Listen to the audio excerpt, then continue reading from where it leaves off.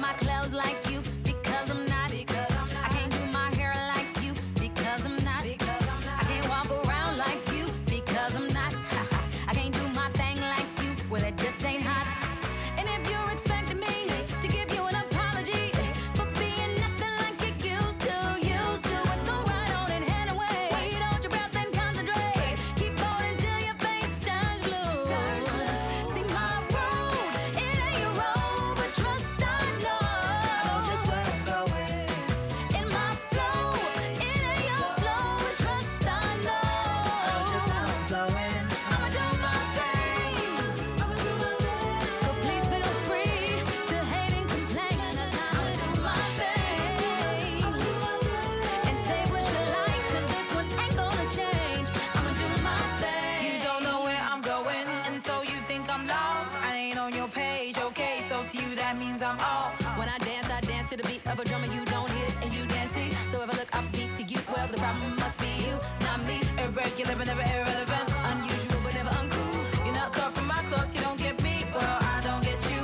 Either a believer of the fact that unique equals love. So if I'm going too fast for you, open your mind and speed up. My road, it ain't your road, but trust I know Just where I'm going. where I'm going in my flow.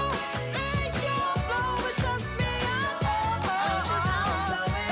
I'ma do my thing. Please feel free to hate and complain. I'ma do my thing. And say what you like, But this one ain't gonna change. I'ma do my thing.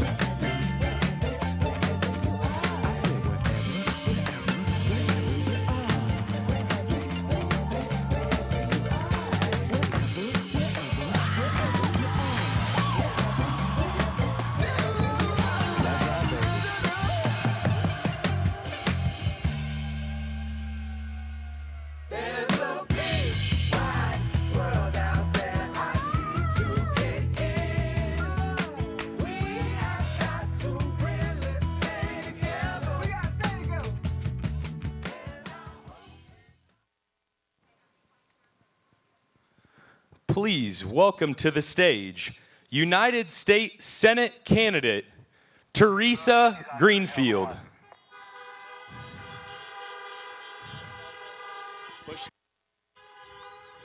Hit me with your best shot. Why don't you hit me with your best shot? Hit me with your best shot. Well, hello, Iowa. Hello, Polk County. Are you guys ready to send Joe Biden to the White House?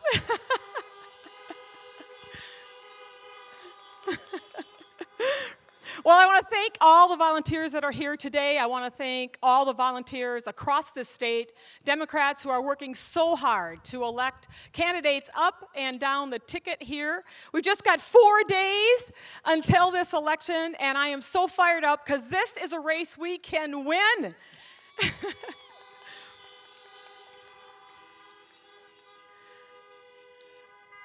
And when we win it, when we flip this seat, we're going to take back the majority of the United States Senate. Honk for that.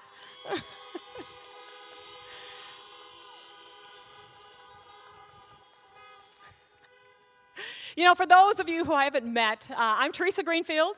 I'm a businesswoman. I'm a mother of 4. I'm a military mom. I'm a scrappy farm kid, and I know the price of corn.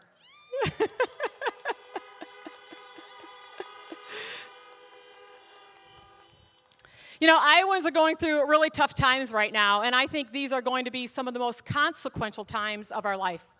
With the pandemic, the recent derecho, farm bankruptcies at an 8-year high, you know, families struggling to afford health care, seniors who can't afford their prescription drugs. People are worried, and I understand those tough times. I've been through a whole lot of struggles myself. You know, I grew up during the farm crisis when interest rates were 21%. Bankruptcy auctions were going on every single week, and farm families were ruined. I had to scrap through a lot of part-time jobs to put myself through college. I worked hard.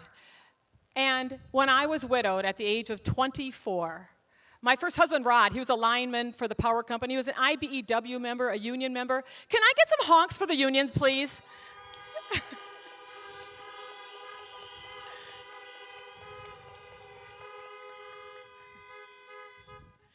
Well, when Rod died in a workplace accident, that left me a single mom with a 13-month-old and another one on the way. And it was Social Security, and it was his hard-earned union benefits that kept the boys and I out of poverty, gave me a second chance to get back on my feet and rebuild a career and provide for my family. And I know everybody wants the dignity of providing for their family. So when Senator Joni Ernst talks about privatizing Social Security, about going behind closed doors to gut Social Security, I said no way, and I got in this fight. I want grannies across this state to know.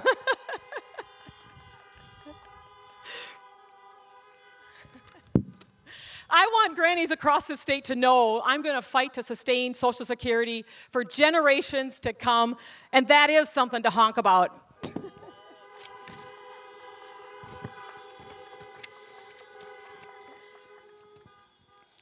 Now, we've been traveling the state. We've done over 350 campaign events around the state. And while people are talking about health care and they're talking about the farm economy, more than anything, they want the divisiveness to end. They want the bickering and the name-calling to come to an end. You know, in 2014, Senator Joni Ernst, she told us she'd be independent, she'd be different, and she'd make them squeal. Do you guys remember that? Honk if you remember squealing.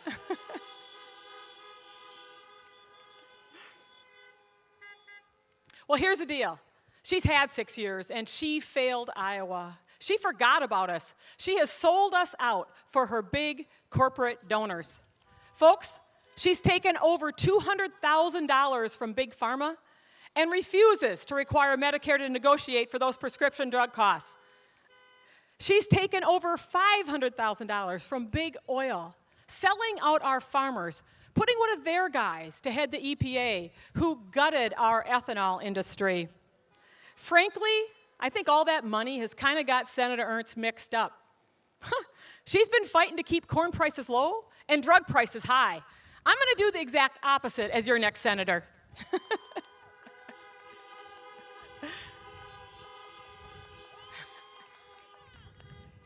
Well, enough is enough.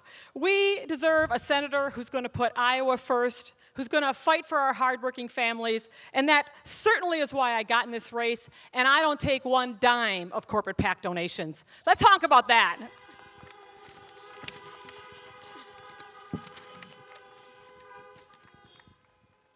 Now, growing up on the Greenfield farm, there's a little farm outside of a town of 500, my dad always said, there's no boy jobs and there's no girl jobs. There's just jobs that need to get done, and Washington is no different. I'll work with anyone to get those jobs done. We have got to expand health care for all of us, lower prescription drug prices, protect our rural hospitals. We've got to get through this pandemic and rebuild our economy. Our farmers need a fair shot, and everywhere I travel, they want their markets back. And we've got to protect our earned benefits like Medicare, Medicaid, Social Security.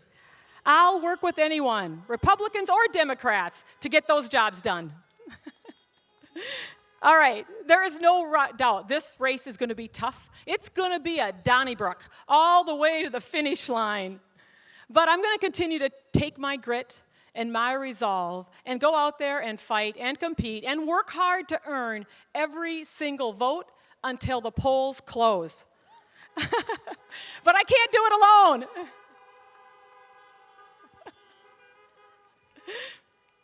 I can't win it alone.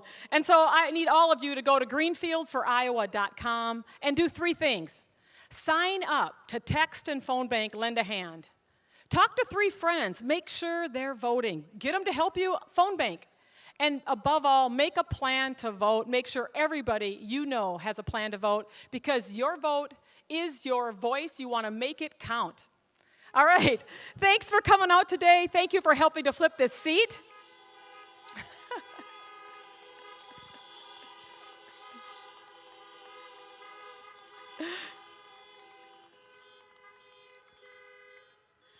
And with your hard work, we are going to elect Joe Biden to the White House. We're going to win races up and down the ticket. We're going to re-elect Cindy and Abby.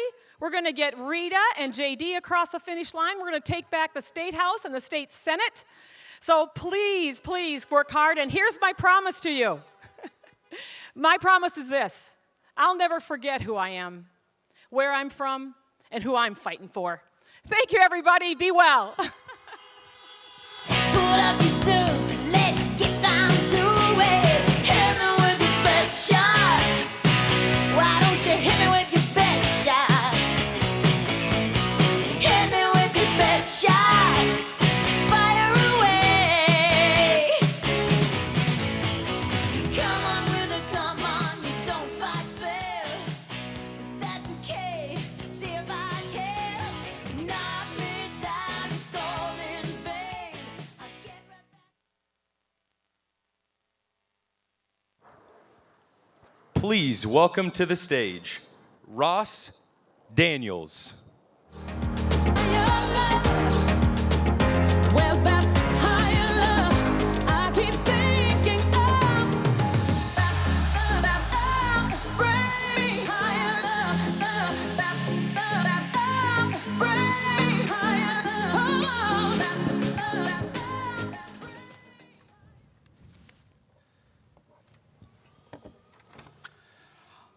I'm just one small voice, but I'm also a voice for millions who have lost a loved one to COVID. We are the mourners. My father passed away from COVID at 1 a.m. on May 5th, holding the hands of 2 nurses he didn't know. It wasn't safe for my sister Karen to be by my side and to be with our father. The last faces he saw before he left this world were strangers. Caring, kind, essential, loving strangers, but strangers. Many of the mourners have chosen to remain silent through this grief. My values and my Jewish faith tell me that every life is precious. My faith says it's quite literally a desecration of God's name not to do everything in your power to save a life. So I decided I need to use my voice right now. I needed to tell people that COVID-19 is not a hoax. It's not behind us. That we have not turned a corner. That hundreds of thousands of people in America lie sick or having died. To tell people to use the evidence of their eyes, their ears, despite Trump's pleas to reject them. The death of a father at the age of 92 who had a full and vibrant life is not itself a tragedy to me. For me, the tragedy came in not being able to grieve with my sister, who needed to view her own father's funeral on a live stream. Karen, you're with me right now. It came from not being able to grieve with friends, to hug them, to cry on their shoulders. Grief during COVID is indeed a lonely exercise. Joe Biden understands this. Joe Biden is made for this moment in our nation's history.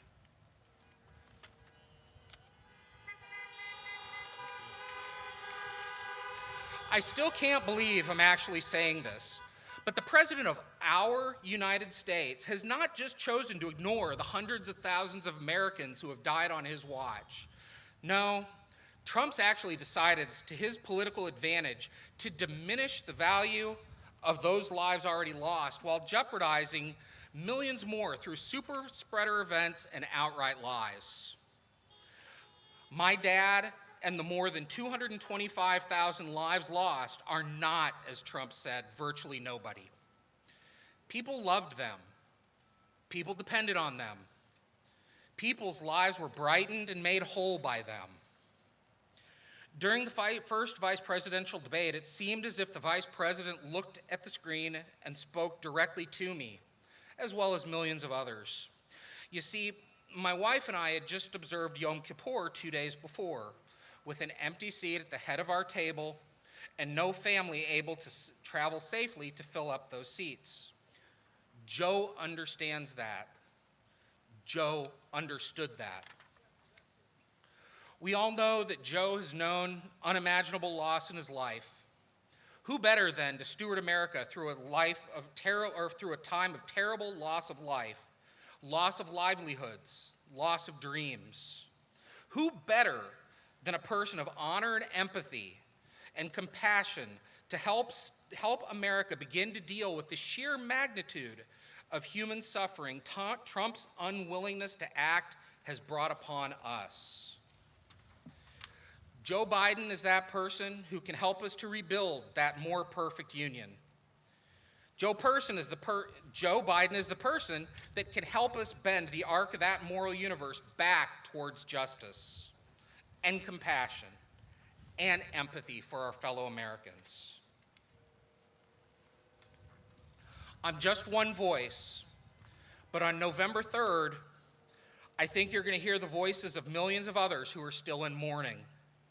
You'll hear from them at the ballot box. Our votes will do the talking for us. It is now my deep honor and great privilege to introduce the next and 46th President of the United States, Vice President Joe Biden. Got to make the world go round. Got to make the world now. We the people, yeah. Got to make the world go round. Got to make the world now. You may have the black blood, or you may have the white blood, but we all lie living on blood. So Hello, Polk County. Hello, Des Moines. Back at the State Fair. Oh, God love you all. Thank you for being out here today. Folks, I want to thank Ross. Thanks for the introduction. Ross, my heart goes out to you. It really is like, I know it's hard, but you've been turning loss into purpose, saving lives.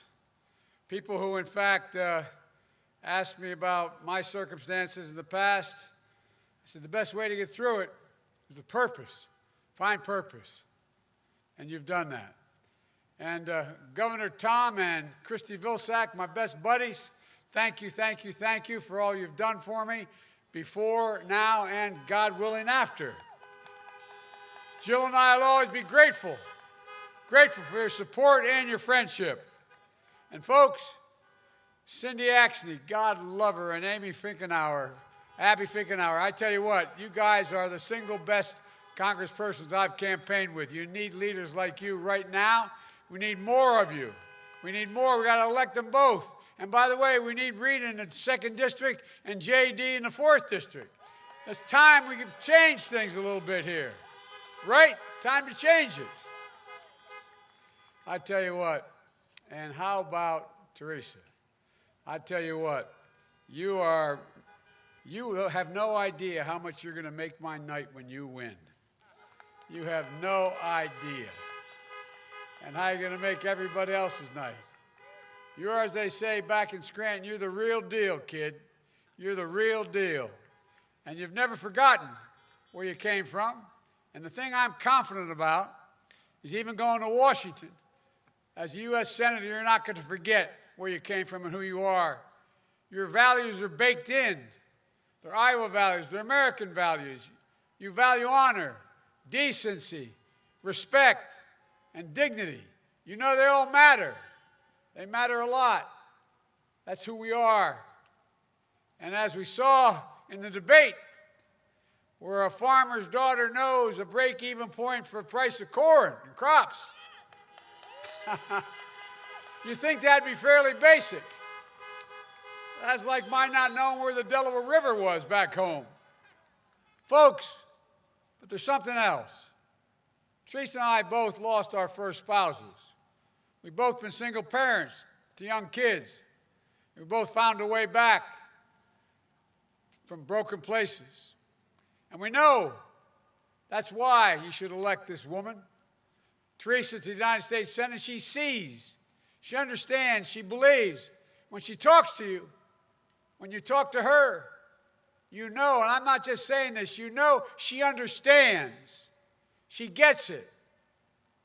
You know, just like our good friend Tom Harkins was your senator, Teresa will be your senator for Iowa. Not like your opponent who's Donald Trump's senator for Donald Trump. Folks, only 4 days left. Millions of Americans are already voting. Millions more are going to vote by late Tuesday night. And I believe when you use your power, the power of a vote, we're going to change the course of the country and, quite frankly, the world. Right here in Iowa with all of you. In the final days, please keep your sense of empowerment. Keep your sense of optimism of what we can do together, because you know we can do anything. You know how I know how hard it is. More than 200, and now I think it's up to 30,000 people have died. America's dead because COVID-19, nearly 1,700 dead right here in Iowa. Iowa hit a record number of daily cases yesterday with over 2,300, and a record number of hospitalizations, more than 600. We've now hit 9 million cases nationwide, a tragic milestone. And millions of people are out of work, on the edge, and they can't see the light. They don't know. It just looks dark right now for them. 82,000 Iowa jobs lost in this pandemic, and still they've not come back. 70,000 jobs lost in Iowa since Donald Trump became president. Here at the fairgrounds, the Iowa State Fair canceled for the first time since World War II.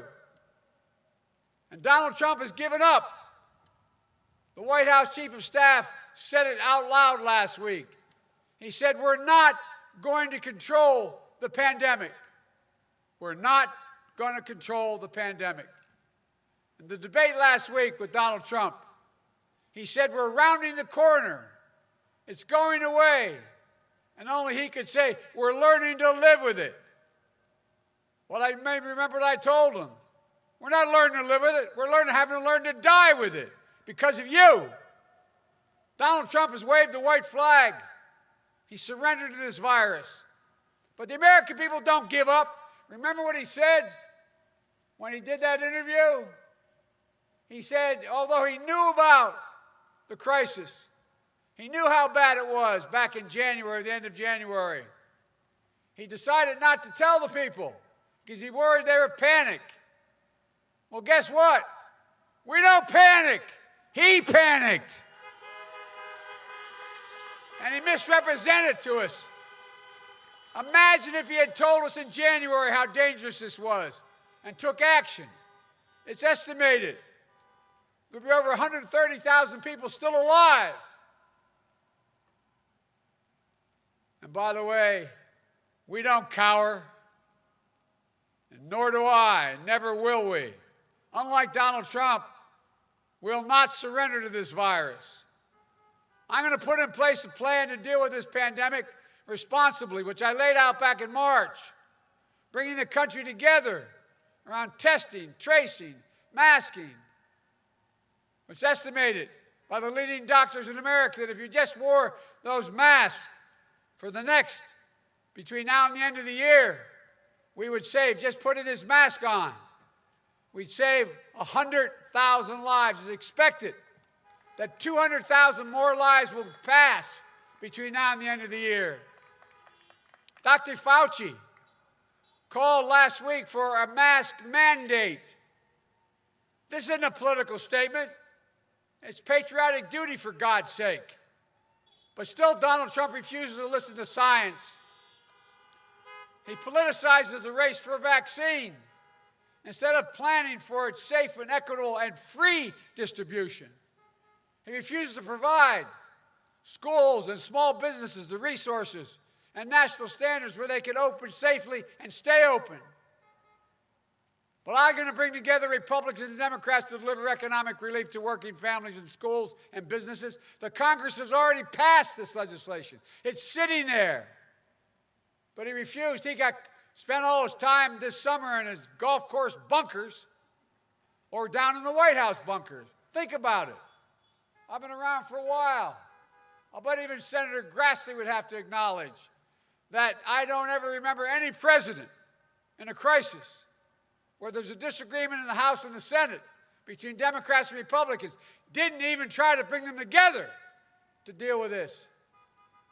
The House back in May passed the HEROES Act, which will allow businesses and schools to open safely because it costs money. You need sanitation. You need ventilation. You need masking. You need distancing. You need separators. It all costs money. But instead, 1 in 6 businesses now out of business because he won't act. I've said before, I'm not going to shut down the economy. I'm going to shut down the virus.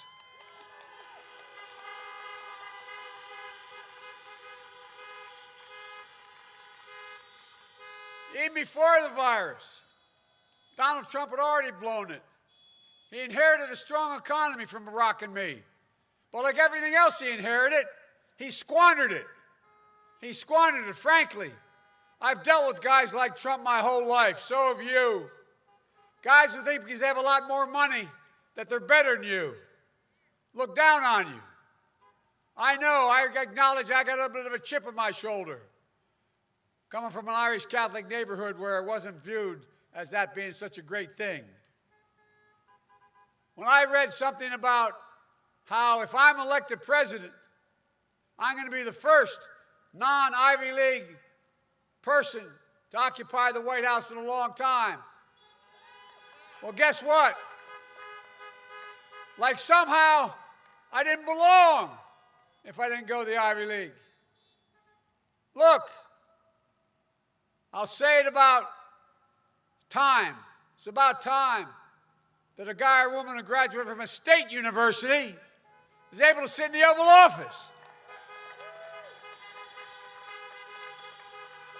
Because if I'm sitting there, you will be too. You know who really built this country. It wasn't Wall Street. It wasn't CEOs. It was hard-working folks like all of you who built the middle class. And unions helped build the middle class. We know how we can build it back and build it back better with an economy that rewards work for a change, not wealth. We can do it without raising a penny tax on the middle class. I guarantee you, give you my word as a buy, no one making less than $400,000 a year will see a penny in their taxes raised. No one. But I tell you what, it's about time the wealthiest people in America, the billionaires and trillionaires, the multi-billionaires, and the biggest corporations start paying their fair share. 91 major corporations out of the Fortune 500 didn't pay a penny in tax last year. That's tens of billions of dollars. They're going to pay their fair share. Why should a firefighter, an educator, a nurse, a cop pay at a higher tax rate, which you do, than a major multi-billion-dollar corporation? Why should you pay more taxes than Donald Trump, who paid $750?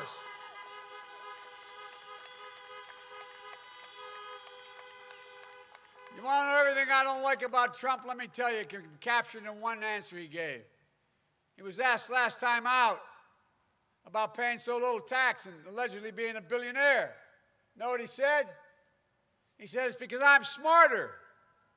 I know how to game the system. Well, they ain't going to be gaming the system anymore in the Biden administration. They're going to start paying. And we're going to deliver tax relief for working families and middle class to help you buy your first home, pay for health care premiums or child care, or care for an aging loved one, or being able to pay off your student debt, for God's sake. Look, it's all about just where I come from. It's just about being fair. We're not asking anybody to do any more than anybody else. Just be fair, decent.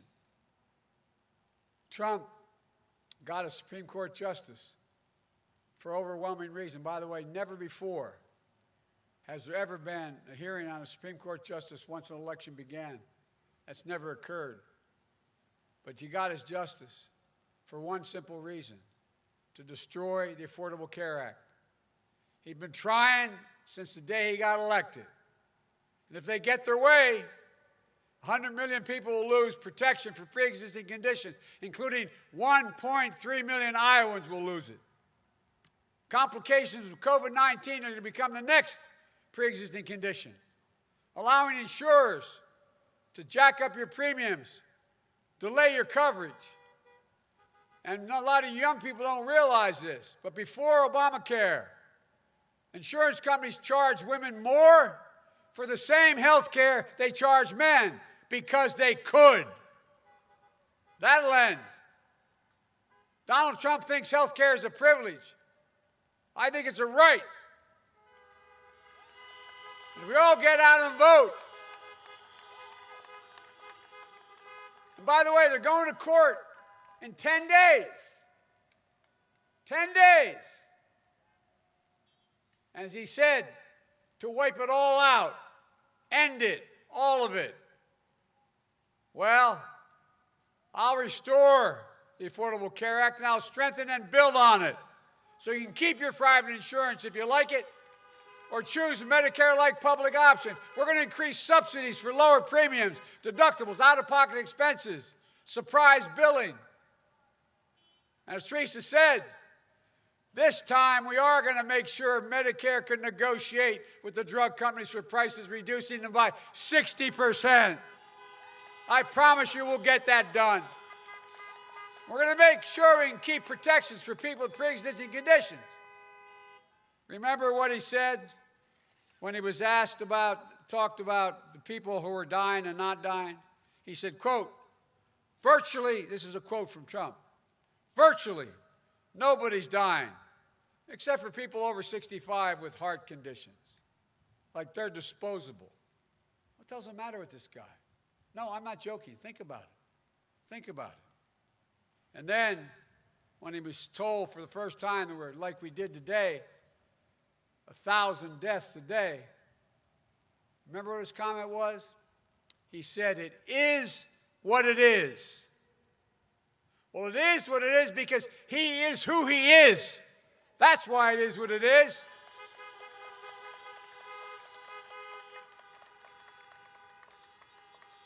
These guys are something else, man. And meanwhile, the actuary at the Social Security Department says, if Donald Trump gets what he's saying, he said, you reelect me, I'm going to change Social Security. The actuary says, if the change occurs as he's promoting, it will bankrupt Social Security by 2023. Go home and tell your parents and grandparents that. That's a fact. Teresa said, I'll protect Social Security, Medicare, and Medicaid. And let's not forget how Donald Trump, weak and chaotic China trade policy has cost farmers and manufacturing so badly. Agricultural exports to China during the Trump years have been 40% lower than during the Obama-Biden second term. On his watch, and this really bugs me, on this watch, ethanol margins have tanked and Iowa's manufacturing facilities are idle and even closing. He even says, and I love this quote from him, he says, because of his bailouts, our farmers do better now than when they actually had a farm. I'm going to read that again. Our farmers actually doing better now than when they actually had a farm. Where's this guy from? Who does he think he is? Look, I'll do what he's been unable to do. I'll mobilize a true international effort to stop China's abuses so we can strengthen manufacturing and farming in Iowa and across the country. I'm going to hold China accountable, which he hasn't from the pandemic on. Folks, but there's nothing worse, in my view, than the way he has spoken about those who served in uniform. He called them losers and suckers. My son Bo, who many of you knew, volunteered to serve a year in Iraq, gave up the Attorney General's job to do it, won the Bronze Star, the Conspicuous Service Medal, and other awards. He was neither a loser or a sucker. He was a patriot. And Teresa, so is your son Dane, who is in the Army. He's a patriot, like all of your sons, daughters, and all of those of you who have served. It's no wonder that the 6 top generals in the President's administration left and said he does not deserve to be commander-in-chief. His own generals in his own administration. No president has ever had that happen. None. And that's why Special Forces Commander Stanley McChrystal, General, and the head of the Navy SEALs, Admiral McCraven, along with 20 other 4-star generals, endorsed me, saying they'd be proud to have me as Commander-in-Chief.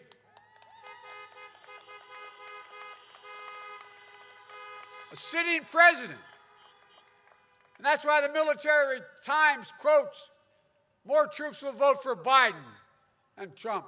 Folks, it's not about me, it's about him. That's why we have to support our military. You vote for me, you're voting for them. And while Donald Trump fails to condemn white supremacy, we can vote to deliver racial justice. A season of protest has broken out all across America. And by the way, legitimate protesting is not burning or looting. Violence can never be tolerated, and it won't. But those protests are cries for justice, for George Floyd, Breonna Taylor, Jacob Blake.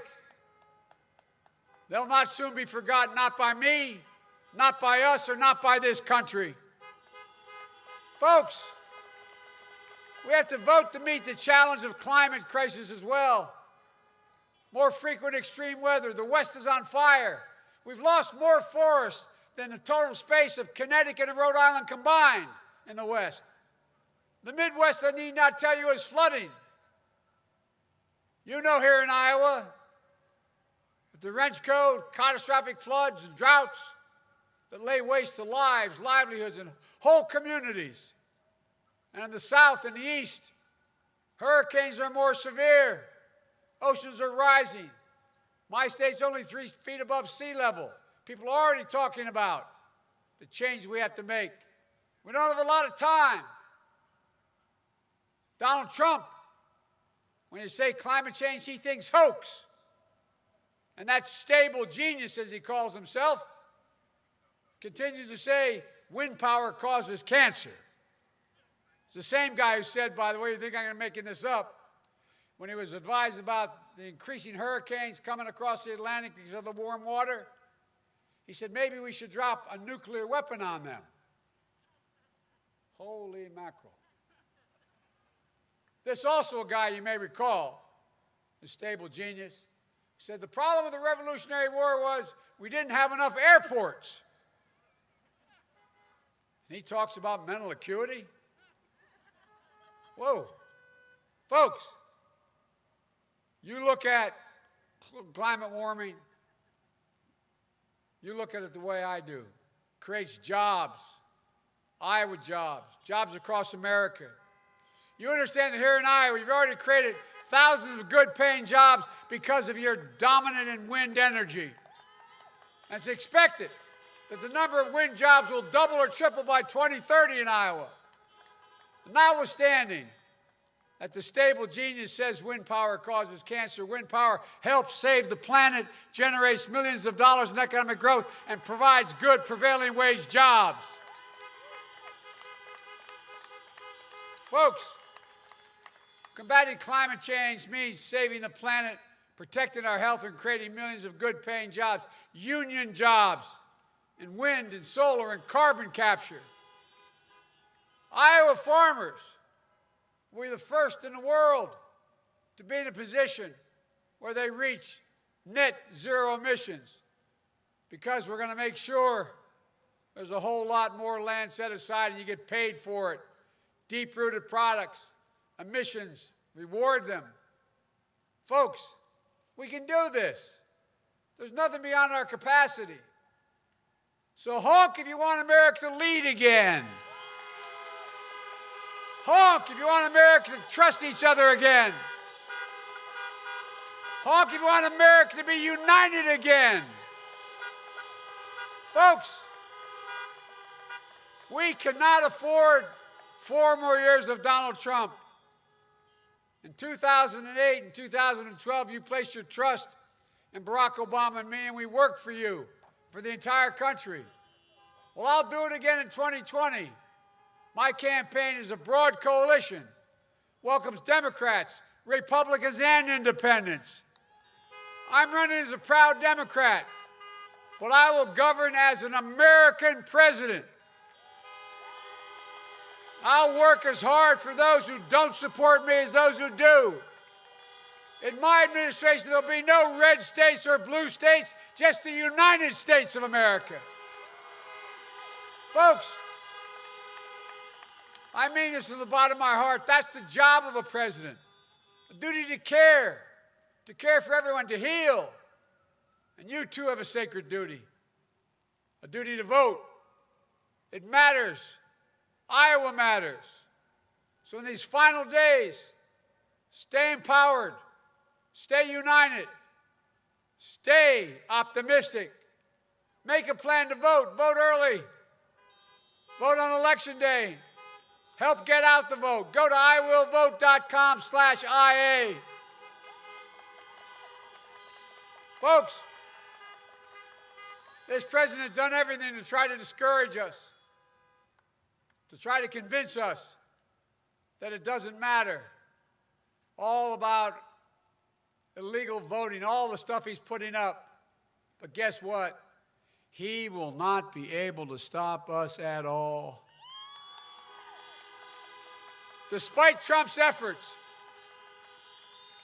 a recent press article 2 days ago said, never before quote, in modern presidential politics has a candidate been so reliant on wide-scale efforts to repress the vote as Trump, end of quote. We will not be silenced. 85 million people have already voted so far. We've had enough. Folks, look, I'll never forget, as a kid, the words of President Kennedy about going to the moon. He used the phrase, he said, we're doing it because, quote, we refuse to postpone. Well, I refuse to postpone the incredible opportunities available to the American people.